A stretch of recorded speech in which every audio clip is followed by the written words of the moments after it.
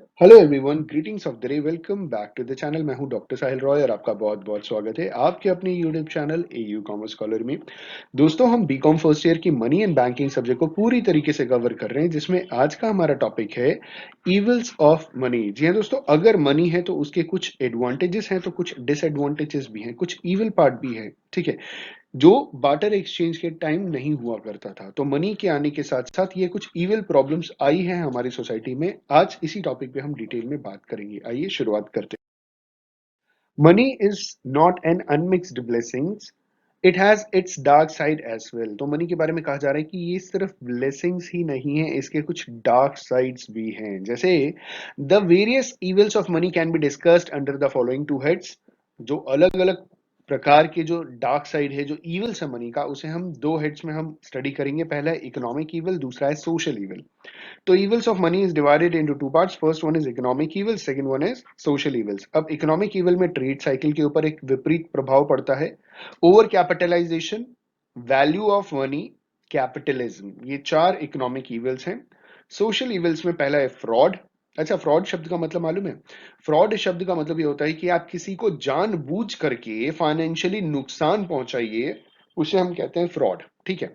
अगला है डकैती। अब डकैती का और रॉबरी में क्या डिफरेंस होता है? तो एक जगह बुक में डिफरेंस लिखा हुआ था कि चार या चार से कम लोग अगर अ, चुराते हैं कोई सामान, कोई पैसा चुराते हैं, तो उसे हम कहते हैं रॉबरी। लेकिन अगर चार से ज्यादा लोग आकर के दिन दहाड़े भी अगर कोई सामान ले जाते हैं तो दैट इज कॉल्ड डकैती। अब ये बैंक में अगर लूटपाट हो गई तो उसे हम डकैती बोलेंगे, क्योंकि भाई पैसे के दम पे किया जा रहा है, पैसे के लिए किया जा रहा है। ठीक है। अगला है सोशल इविल्स में मर्डर। देखिए, आज के ज़माने में ना, मैं बात कर रहा हूँ अप्रैल 2022। ठीक है। आज के टाइम पे हर एक चीज़ के रेट बहुत ज़्यादा हो गए। पेट्रोल 120 रुपए लीटर, डीजल भी 100 रुपए के ऊपर चल रहा है, सीएनजी भी बहुत महंगा है। हर एक चीज़ बहुत ही ज़्यादा एक्सपेंसिव है। अगर क्रूड ऑयल इतना महंगा है, पेट्रोल और डीजल इतना महंगा है, तो हर एक चीज़ इनडायरेक्टली महंगी हो जाएगी। ठीक है। हर एक चीज़ बहुत महंगी हो रही है, लेकिन इंसान की जिंदगी की कीमत बहुत सस्ती हो जा रही है। लोग थोड़े थोड़े पैसे के लिए दूसरे की जान ले ले रहे हैं। ठीक है। तो दिस इज थोड़े थोड़े पैसे के लिए जान लेना इज सोशल इविल, जिसमें लोग मर्डर कर देते हैं थोड़े थोड़े पैसे के चक्कर में। अगर आप न्यूज़पेपर पढ़ें तो आपको ऐसी घटना हफ्ते में एक आध बार सुनने को मिल जाएगी। थोड़े से पैसे के चक्कर में किसी का मर्डर कर दिया गया। लेकिन ये चीज बार्टर एक्सचेंज में पॉसिबल नहीं थी। फिर अगला है करप्शन। करप्शन का मतलब ये होता है अपनी अथॉरिटी का गलत फायदा उठाना, और अथॉरिटी उसी के पास आती है जिसके पास पैसे होते हैं। आपने कभी सुना नहीं कि स्कूल में पढ़ने वाले बच्चे ने करप्शन किया? क्योंकि उसके पास अथॉरिटी नहीं है। अथॉरिटी का मतलब पावर टू टेक डिसीजंस। तो जिसके पास अथॉरिटी है, अथॉरिटी अगर है तो भाई पैसे भी उसके पास हैं, तो वो करप्शन कर सकते हैं। नॉर्मली कहा जाता है नेता लोगों ने बड़ा घपला किया, करप्शन किया, तो उनके पास अथॉरिटी भी है, उनके पास निखात पैसा भी है। आप समझ रहे हैं? आइए इन सारी चीजों को एक एक करके डिटेल में समझते हैं। आइए बात करते हैं इकोनॉमिक इविल्स में। इकोनॉमिक इविल्स के बारे में सबसे पहली बात कही जा रही है कि money gives birth to trade cycles. जी हाँ। अब ये ट्रेड साइकिल क्या होता है? तो इन्होंने बोला कि एज इज वेल नोन, जैसे कि हम सभी जानते हैं कि जो ट्रेड साइकिल होता है always keeps operating in capitalist economy. तो जो ट्रेड साइकिल होता है वो नॉर्मली कैपिटलिस्ट इकोनॉमी में काम करता है। A slump is followed by a boom and a boom by a slump. तो ट्रेड साइकिल क्या होता है कि एक टाइम आपका बिजनेस बहुत अच्छा चल रहा होगा, कुछ समय के लिए फिर बिजनेस नहीं चलेगा, फिर अच्छा चलने लगेगा। ऐसा कभी नहीं होता कि हर रोज आपका बिजनेस बहुत बढ़िया चले। तो आपके बिजनेस में ऐसा पॉसिबल है, तो भाई देश के अंदर होने वाले ज्यादातर बिजनेसेस में ऐसा होता है। तो इसे कहते हैं ट्रेड साइकिल, और ये मनी की वजह से होता है। जब लोगों को सैलरी मिली तो आपका बिजनेस बहुत अच्छा चला स्टार्टिंग के 10 दिन, लेकिन जब लोगों की सैलरी खत्म हो गई तो आपका बिजनेस ठंडा पड़ गया। ठीक है। तो नॉर्मली कैपिटलिस्ट इकोनॉमी में होता है। This gives instability to the economy. इससे एक इकोनॉमी के अंदर इंस्टेबिलिटी आती है, as a result of which different sections of the community are put to difficulties and inconveniences. तो इसकी वजह से जो अलग अलग जो कम्युनिटी के लोग हैं ना, जिसमें गरीब लोग हैं, मिडिल क्लास लोग हैं, बीपीएल लोग हैं, जो अलग अलग कम्युनिटी के लोग हैं, अलग अलग सेक्शंस के लोग हैं, उनको बड़ी दिक्कतों का सामना करना पड़ता है। In fact money is responsible for the operation of the trade cycle. Money ही जिम्मेदार है।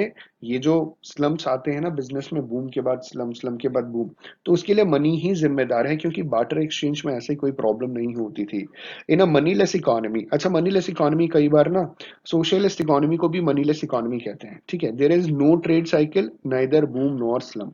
तो मनीलेस इकोनॉमी जहां मनी ऑपरेट नहीं करता, जहां पे आज भी मान लीजिए बार्टर एक्सचेंज है, तो वहां पे ट्रेड साइकिल की कोई प्रॉब्लम नहीं। ठीक है।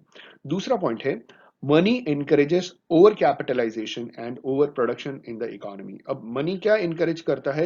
ओवर कैपिटलाइजेशन, जरूरत से ज्यादा पैसा आप कहीं लगा दो। देखिए, जरूरत से ज्यादा पैसा भी अगर आप किसी चीज में लगाओगे तो रिसोर्सेज की बर्बादी होगी। अगर आप मान लो एक मोबाइल फोन आपको चाहिए, 10,000 रुपए का आता है और वो आपके सारे काम करता है, और मान लीजिए आपके पास पैसे हैं, तो और आप 50,000 का फोन ले लेते हो, तो एक्चुअली में आपने 40,000 वेस्ट कर दिए, क्योंकि वो 40,000 जो एडिशनल आपने पे किया वो आप उस हिसाब से यूटिलाइज नहीं कर पाए।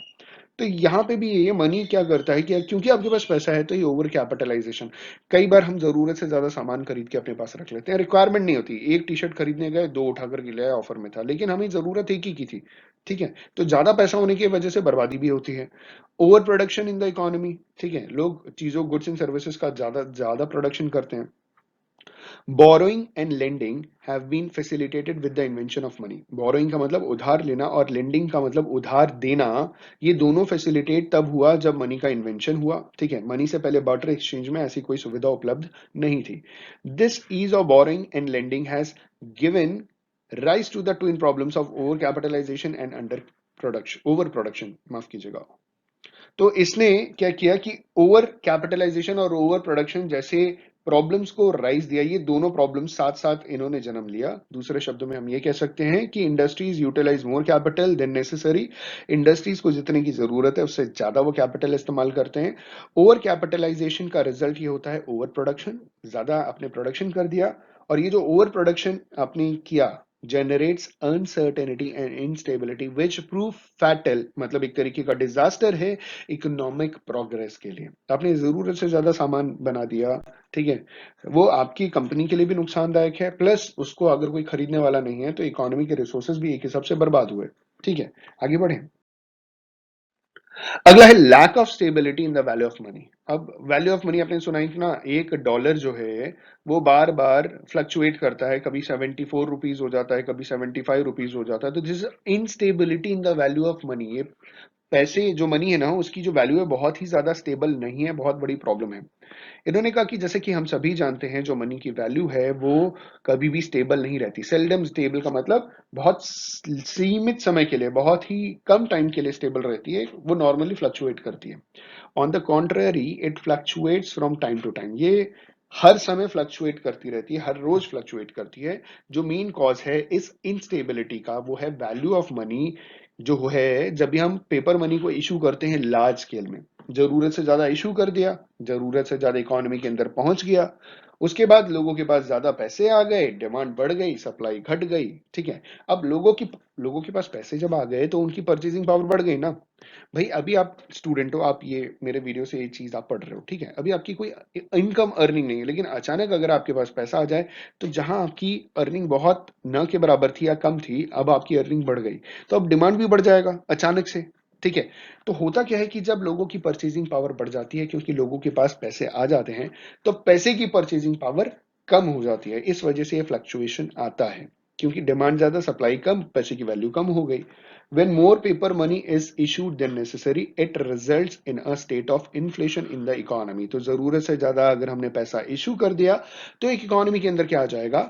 इन्फ्लेशन आ जाएगा, जहां पे हर गुड्स या सर्विसेज की प्राइसेस बढ़ जाएंगे। Prices start rising, consumer are put to unnecessary hardships. On the other hand, when less paper money is issued than necessary, it leads to deflation. ठीक है, जरूरत जितनी है उससे अगर हमने कम पेपर मनी इशू किया, तो इससे क्या होगा? इकोनॉमी के अंदर डिफ्लेशन आ जाएगा। डिफ्लेशन में आगे इन्होंने कहा कि जो प्राइसेस है वो गिरनी शुरू हो जाएगी, क्योंकि खरीदार नहीं होगा, लोगों के पास पैसे नहीं होंगे, लोगों के पास नौकरियां नहीं होंगी। ठीक है। प्रोड्यूसर्स को बहुत ज्यादा नुकसान हो जाएगा, जो भी गुड्स या सर्विसेज प्रोड्यूस करके बैठे उनके सामान नहीं बिकेंगे। तो इसी की वजह से यही एक तरीके की इंस्टेबिलिटी है। दस this instability in the value of money proves harmful for the progress of trade and industry in a country. ठीक है। अगला है हमारा मनी स्ट्रेंथेन्स कैपिटलिज्म। तो जो कैपिटलिज्म है, जो कैपिटलिस्टिक इकोनॉमी है, एक हिसाब से आप ऐसे समझिएगा, उसको मजबूती देता है। ठीक है। भाई जिसके पास पैसा नहीं है उसके पास अचानक पैसा आ जाए तो बंदा बहुत स्ट्रांग हो जाए, है ना, हर हिसाब से। आगे इन्होंने कहा कि still another drawback of money is that it strengthens and reinforces capitalism. जैसा कि हम सभी जानते हैं कि it is money which has given birth to credit. जैसे कि हम सभी जानते हैं कि जो पैसे ने ही उधारी को जन्म दिया। जब पैसे नहीं थे तो उधार न लिया जाता था न दिया जाता था। बार्टर एक्सचेंज में हार्डली ऐसे उधारी का सिस्टम हुआ करता था, लेकिन क्रेडिट में भैया बैंक तो और जितने भी फाइनेंशियल इंस्टीट्यूशंस हैं वो क्रेडिट पे ही तो जिंदा हैं, ऑपरेट कर रहे हैं। उनका मेन फायदा कहां से होता है? उधार बांट करके, लोन दे करके। It is on account of this credit that rich businessmen can obtain borrowed fund from expanding their enterprises। ठीक है, जो अमीर बिजनेसमैन हैं वो अपने बिजनेस को और बढ़ा सकते हैं अलग अलग जगह से पैसे लेकर के, लोन लेकर के। दूसरे शब्दों में हम ये कह सकते हैं कि जो रिच इंसान है वो और रिच हो गया क्योंकि उसको और पैसे मिल गए, उसने नई फैक्ट्री सेटअप कर ली। ठीक है, capital gets concentrated in their hands. तो जो अमीर लोग हैं, आप जैसे कि आपने सुना भी है और जानते भी हैं कि भाई हमारे देश में जो मुकेश अंबानी है उनके पास विख्यात पैसा है, बहुत पैसा है, वो एशिया के रिचेस्ट मैन रह चुके हैं। अनिल अंबानी के पास भी एक समय बहुत पैसा हुआ करता था। अडानी ग्रुप्स के पास बहुत पैसा है। तो ये बहुत कम ऐसे लोग हैं जिनके पास बहुत ज्यादा पैसा है, और पैसा है तो आपके पास पावर है, आप कुछ भी करवा सकते हो। ठीक है, आगे इन्होंने बोला this gives rise to glaring inequalities and the distribution of income and wealth in the economy. तो इससे क्या होगा कि भाई इनइक्वालिटी आएगी इकोनॉमी के अंदर। ठीक है, इनके पास पैसे तो हैं लेकिन गरीब इंसान मर रहा है, तो ऐसे पैसे का फायदा क्या है जब आपको भी उतना ही खाना खाना है, उतना ही न्यूट्रिशन लेना है। तो क्यों ना ये सारे पैसे गरीब लोगों के काम आ जाए। आगे इन्होंने बोला, तो देखिए ये बिजनेस लोग हैं, बिजनेस फैमिली है, तो ये अपने बिजनेस के बारे में सोचेंगे, प्रॉफिट मैक्सिमाइजेशन के बारे में सोचेंगे। सोसाइटी के वेलफेयर के बारे में सिर्फ गवर्नमेंट सोचती है। ठीक है, आगे बढ़ते हैं। These glaring inequalities may in course of time result in violent revolutions as happened in Soviet Union and China. तो समय के हिसाब से यहाँ पे वायलेंट क्या हो जाएगा? रिवोल्ट हो जाएगा। ठीक है, रिवॉल्यूशंस शुरू हो जाएंगे, जैसे सोवियत यूनियन, जिसे हम रशिया बोलते हैं, पहले यूएसएसआर था। ठीक है, और चाइना में ये प्रॉब्लम्स पहले आ चुके हैं। आगे बढ़ते हैं। अगला है कि मनी एंड परचेजिंग पावर में नॉट बी सिनोनिमस। कहा यह जाता है कि भाई अगर आपके पास पैसा है तो आपके पास परचेजिंग पावर है, आप कोई भी सामान खरीद सकते हैं। लेकिन कई बार ऐसा होता है कि जरूरी नहीं पैसा हो और आप सामान खरीद पाए। मतलब क्या हो इसका? इसका मतलब इन्होंने कहा कि नॉर्मली ये कहा जाता है कि मनी और परचेजिंग पावर एक दूसरे के सिनोनिमस है। एक दूसरे मतलब पैसा है तो आप सामान खरीद सकते हो, ये सामान खरीद सकते हो तो मतलब आपके पास पैसा है। ठीक है, एक दूसरे के पर्यायवाची हैं। आगे इन्होंने कहा कि if a person has money he automatically has purchasing power because money possesses purchasing power. तो अगर आपके पास पैसा है तो आप कोई भी सामान खरीद सकते हो क्योंकि आपके पैसे में परचेजिंग पावर है। लेकिन एक्स्ट्रा ऑर्डनरी कुछ ऐसे सर्कमस्टांसेस हैं जहां पे पैसा और परचेजिंग पावर एक दूसरे के सिनोनिमस नहीं है। कैसे नहीं है? कि ये पॉसिबल हो सकता है, it is possible a person may have money but may still lack purchasing power. This type of situation arose in Germany after First World War. First World War कब शुरू हुआ था? 1914 में। कब खत्म हुआ? 1918 में। और यहाँ जर्मनी फिर, क्योंकि सेकेंड वर्ल्ड वॉर की शुरुआत जर्मनी ने ही की थी, हिटलर ने की थी। ठीक है, तो जर्मनी फर्स्ट वर्ल्ड वॉर में भी था। और सेकेंड वर्ल्ड वॉर की जो शुरुआत हुई थी वो ये सोच के नहीं हुई थी कि वर्ल्ड वॉर होगा, वो हो गया था वर्ल्ड वॉर। ठीक है, तो इन्होंने बोला कि फर्स्ट वर्ल्ड वॉर के बाद क्या होता है, जर्मनी की स्थिति बहुत खराब हो गई थी और वहां का एक ग्रेट इन्फ्लेशन आया था जर्मनी में। और प्राइसेस इतने ज्यादा बढ़ गए थे, आसमान को छू रहे थे। और जो जर्मन मार्क है, जो वहां की करेंसी है, जैसे इंडिया में इंडिया की रुपीज है, वैसे जर्मनी में जर्मन मार्क है, उसकी वैल्यू जीरो हो गई थी। आपके पास पैसा है तो भी आप कुछ खरीद नहीं सकते। Through the German people had money in their possession, yet they lacked the necessary purchasing power. In a situation like this, money instead of being blessings actually become a curse. तो इस समय पैसा होते हुए भी आप उसे कुछ यूज नहीं कर सकते, तो एक तरीके का ये ब्लेसिंग्स नहीं है, एक तरीके का कर्स है कि आपके किसी काम नहीं आ रहा। डिमोनेटाइजेशन के टाइम बहुत सारे लोगों को सिर्फ 2000 के नोट मिलते थे और हॉस्पिटल में जरूरत थी, हॉस्पिटल वाले कहते थे पैसा लेकर के आओ। पैसा है आपके पास तो भी आप नहीं निकाल पा रहे हो, यूज नहीं कर पा रहे हो, तो वो क्या हो गया? एक तरीके से कर्ज हो गया। ठीक है, लॉकडाउन लगा था लोगों के पास। भाई आप जो भी वीडियो सुन रहे हैं, देख रहे हैं, आपकी स्थिति बहुत अच्छी है। ठीक है, सबकी स्थिति बहुत अच्छी है, लेकिन आपके पास बहुत पैसा होने के बावजूद लॉकडाउन के समय जब दुकानें नहीं खुली और आपको पैदल 200 400 एक हजार किलोमीटर जाना है, पैसा होते हुए भी आप कोई सामान खरीद नहीं पा रहे हो क्योंकि दुकानें खुली नहीं है, तो वो पैसा होना ना होना बात बराबर है ना। अगला पॉइंट करें कि instead of being a servant money tends to become a master. तो मनी अगर लोगों के पास है तो मनी लोगों से काम करवाता है। अगर मेरे पास पैसा नहीं है तो मैं कोई सामान खरीदने के बारे में नहीं सोचूंगा। लेकिन अगर मेरे पास पैसा है, क्योंकि मनी पावर है, तो भाई मैं ये भी सामान खरीद सकता हूँ, मैं वो भी सामान खरीद सकता हूँ। तो मनी मास्टर बन जाता है, वो मेरे को एक हिसाब से ऑपरेट करेगा। ठीक है, आप समझ रहे हैं? वो मेरा नौकर नहीं है कि मैं उसकी मदद से कोई काम करूंगा। वो मुझसे कोई काम करवाएगा, ये चीज इनके कहने का मतलब है। इन्होंने कहा so long as money is kept under control, पैसा जब तक कंट्रोल में है, ये आपके लिए बहुत ही ज्यादा बेनिफिशियल है। ठीक है, it functions as man servant, ये इंसान के नौकर की तरह काम करता है। अच्छा, एक चीज हमेशा याद रखिएगा कि पैसा सिर्फ आपकी जरूरत को पूरा करने का एक सोर्स है और कोई चीज नहीं है। आपको खाना खाना है, पैसा है, खरीद के खा सकते हैं। आपको फ्लाइट पे बैठना है, पैसा है, आप कर सकते हैं। तो आपकी जरूरतों को पूरा, चाहे बेसिक नीड्स हो, वांट्स हो, जो भी हो, उसको पूरा करने का एक तरीका है। बहुत सारे लोग क्या करते हैं, पैसा एक्यूमुलेट करना शुरू कर देते हैं, भरना शुरू कर देते हैं, लेकिन फटे पुराने कपड़े पहन करके घूमते हैं। तो पैसा होना ना होना बात बराबर है फिर। हैं आप, आपके पास पैसे तो बहुत हैं। ऐसे बहुत सारे एग्जांपल्स मैंने खुद अपनी लाइफ में देखे हैं। तो बस आपको ये चीज समझनी है कि पैसा आपकी जरूरत को पूरा करने का एक सोर्स है। ठीक है, दुनिया के रिचेस्ट इंसान के पास बहुत पैसा है तो भी वो दूसरे के बिजनेस में इन्वेस्ट करते हैं। यूट्यूब पे एक प्रोग्राम आता है शार्क टैंक। ठीक है, आप देख लीजिए, लोगों के पास एक एक हजार करोड़ है, वो दूसरे लोगों के बिजनेस में इन्वेस्ट कर रहे हैं, उसको लेकर के रखा नहीं है ताकि वो पैसा ग्रो करे, सामने जिसके बिजनेस में लगा है वो बंदा ग्रो करे, मेरा देश ग्रो करे। आप समझ रहे हैं?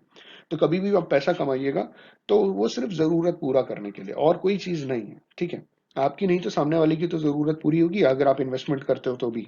ठीक है, आगे इन्होंने बोला but when money gets out of control it proves harmful for the entire economy. जब जरूरत से ज्यादा कंट्रोल के बाहर पैसा चले जाए तो पूरी इकोनॉमी के लिए बहुत ही ज्यादा डेंजरस है। दूसरे शब्दों में कह सकते हैं कि जब सप्लाई जो है वो डिमांड से ज्यादा बढ़ जाती है तो उसका जो रिजल्ट है बहुत ही ज्यादा डरावना है, हॉरिबल है। Far from being a servant, ये मास्टर बन जाता है और बहुत प्रॉब्लम्स क्रिएट करता है। तो ये बहुत बड़ी प्रॉब्लम है।